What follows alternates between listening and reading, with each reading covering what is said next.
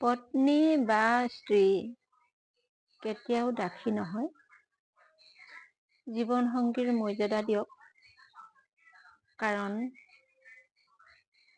এটা সময়ত তাইৰ পিতৃৰ ওচৰত ৰাজকন্যা আছিল।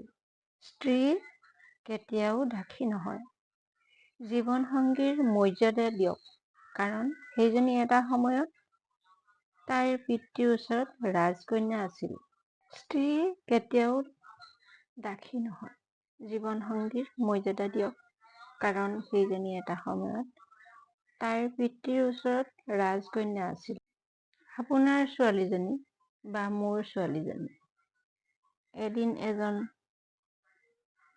ল'ৰাই বিয়া কৰোৱাৰ পাছত সেই ছোৱালীজনী সেই ল'ৰাজনৰ পত্নী বা স্ত্ৰী হ'ব, আৰু মাক দেউতাকে তাক চমজাই দিব সেই ল'ৰাজনলৈ।